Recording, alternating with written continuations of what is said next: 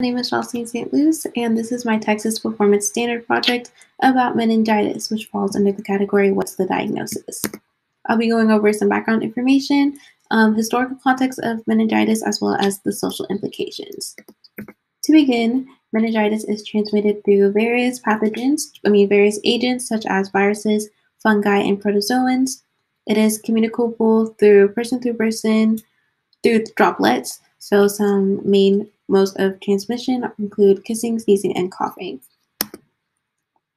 Progression of meningitis, specifically bacterial meningitis. First, the bacteria multiplies in the sinuses, then it affects the blood, and then it lastly produces its most potent effects in affecting the meninges, which are the thin layers of tissue that surround neurons and the spinal cord. Some general symptoms include fever, irritability, and vomiting. In the progression of these symptoms, first, it usually occurs with vomiting, followed by severe headache when the bacteria begins to affect the meninges, stiffness of neck when it affects that specific area.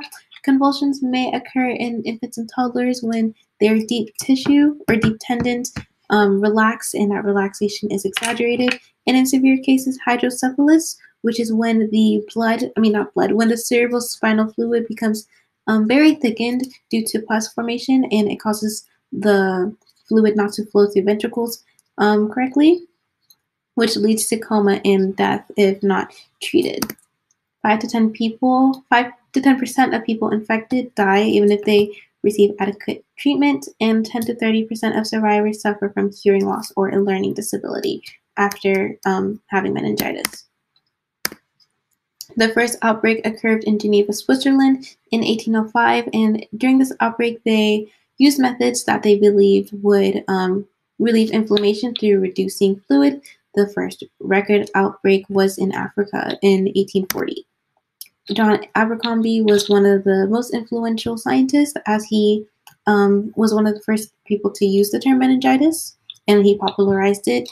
Anton Beichenbaum was a biologist who linked the disease to being a bacterial infection.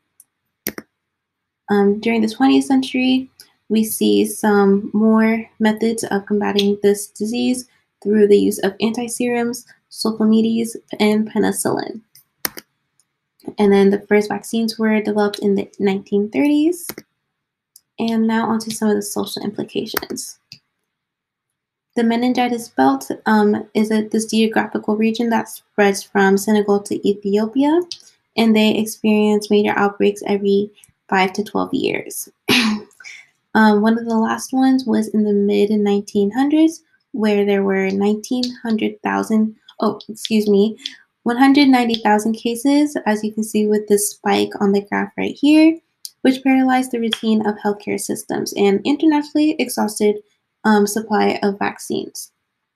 In 2010, the WHO, the PATH, and Serum Institute produced an affordable vaccine.